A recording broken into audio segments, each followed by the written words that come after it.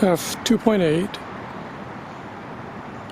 shutter speed 1/100th of a second, ISO 3200. It's probably 5 to 7 right now, and I'm shooting in 1080p 60. I wanted to catch the sunrise at 7:08 this morning, and I also have autofocus enabled, trying to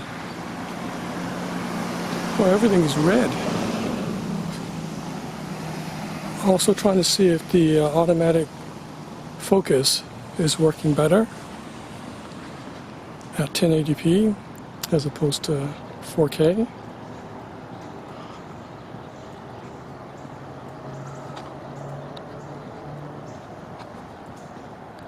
So I'm heading down to the park and just essentially take some footage. Planning to do all video, not any photos for this morning.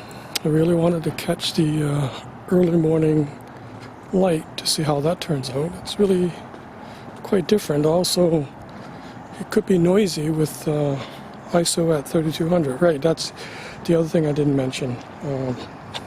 I set it to 100th of a second for shutter speed, but then my ISO has to be 3200 to get light, which is still not enough. So when I get a bit more light, I will turn the ISO down.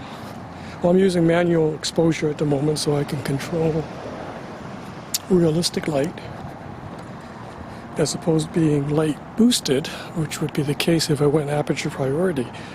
Still wasn't enough light anyway, because shutter speed was 25th of a second, which is way too slow for 60 frames per second. It would just be blurry for everything that moves. So here I am at the park, looking sort of south, while looking south and pointing southeast. The sun's coming up from pretty much in that direction.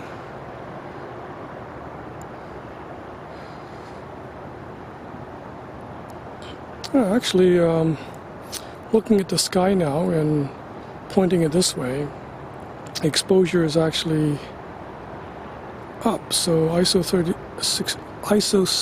3200 is not needed. Can I change ISO on the fly? Yes, I can. So dropped it to 2500.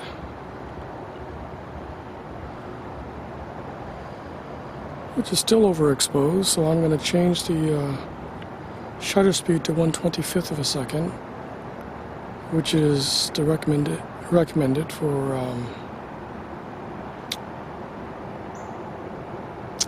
this 60 frames per second.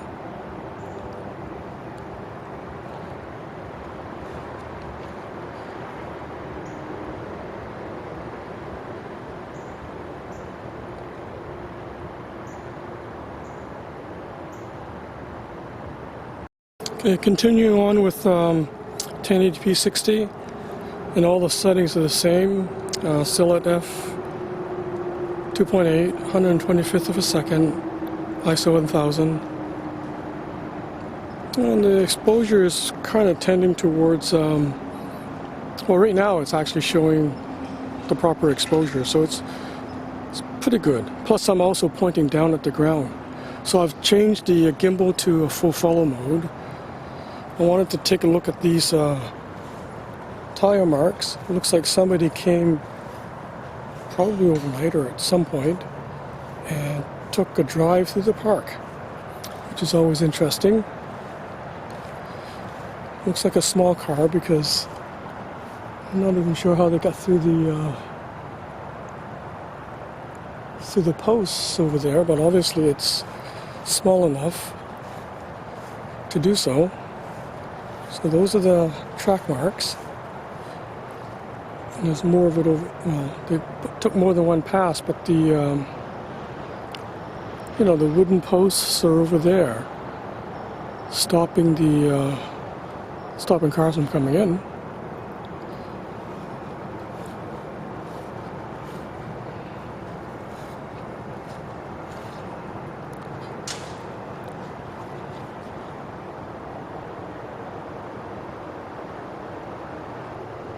This is, of course, way overexposed, pointing at the sky.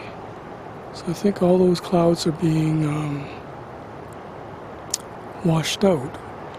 So let me change the ISO on the fly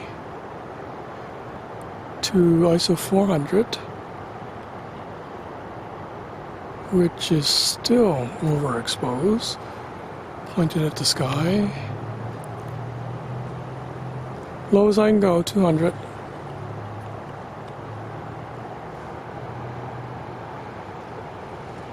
Which is still overexposed. So, obviously, okay, so here's the territory where I actually need like an ND filter, because at aperture 2.8. Well, no, I don't need ND filter, only if I want the depth of field with the aperture, but so oops, I didn't want to change the shutter speed, so I'll change the. So I'm at 125th of a second for shutter speed, ISO 200, and f-stop 3.5 gives me this exposure, which allows me to see the cloud pattern and the blue sky, because it's no longer washed out. Also, and not by as much. I could probably go even higher aperture number, close down the aperture. Here it is more like, close to the recommended point. I can now see a lot of blue, and the sky, and the clouds, I mean. There's a sunrise. You can pretty much tell it's coming from that direction. So that's, well, I'm guessing it's from there. Could also be more from over here, which is east.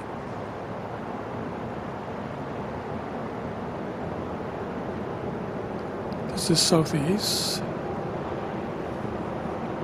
And that'll be pretty much pointing south.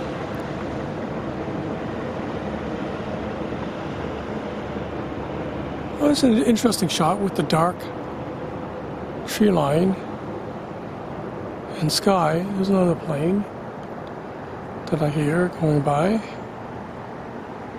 Wow, this is interesting shots. Okay, let's do another sweep back the other way at. Hopefully this motion is fairly smooth. Well, the motion blur is kept to a minimum with the 60 frames per second.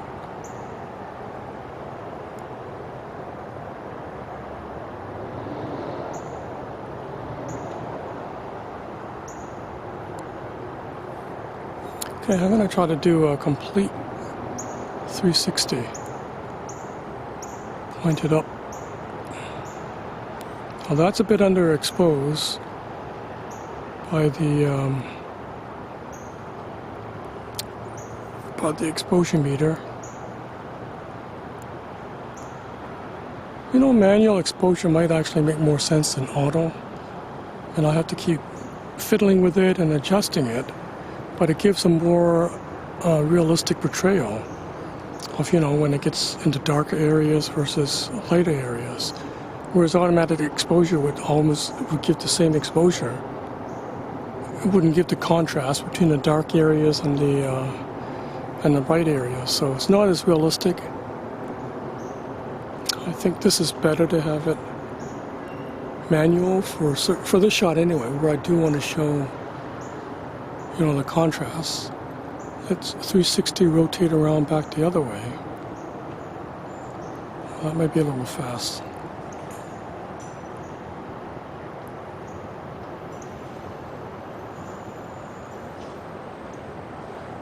Over by the tree after this and do the same thing with with the tree, do a kind of a rotate. Oh, it's hard to pivot and turn around.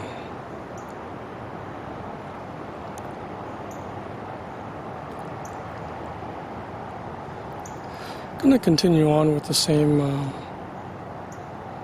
footage, or stop it and start it. Wow, it's so dark when you look down here because it's changed everything. You really need to have an app, hands-free, where I can change these camera settings, like the aperture in this case.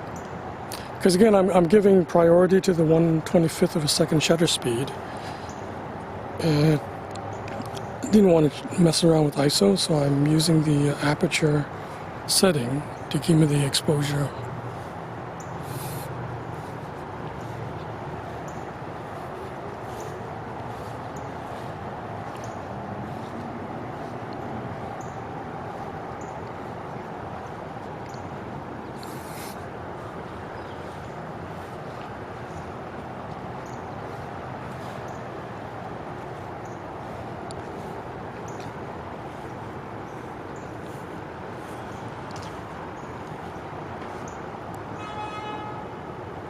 Maybe instead of being at the back side of the tree, I'll go around to the other side, the bright side.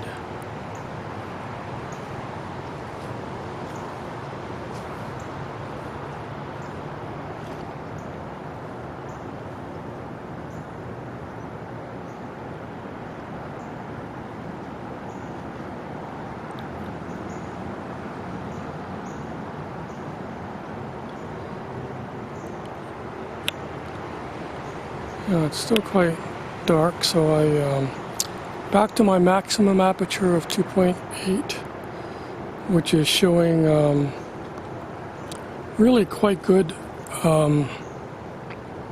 exposure, where it's bang on right now at ISO 200, 1/25th of a second, shooting in 1080p 60.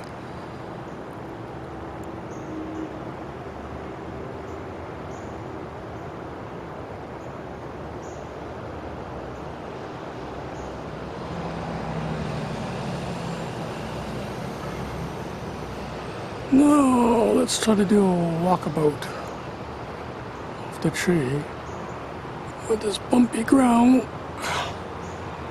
Oof, it's hard. Actually, it might be easier this way. To point sideways, hold it sideways, point it up, but walking straight on with my feet as opposed to crisscrossing my legs, walking sideways.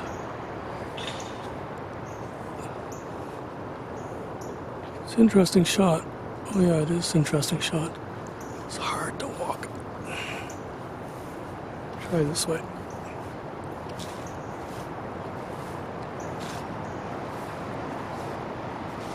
Okay, that was with the left hand. Let's try to do rotate about the tree top, going in the other direction.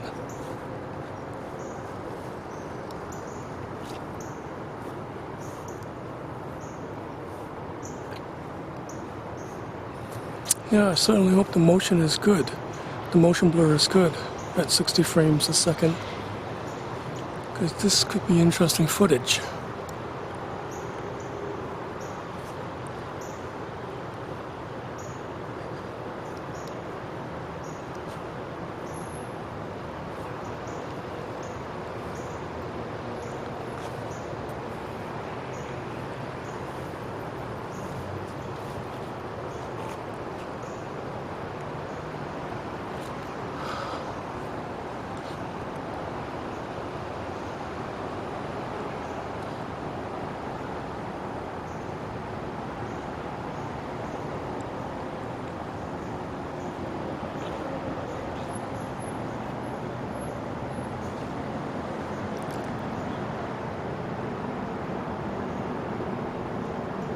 Okay, I'm going to head home with 1080p 60.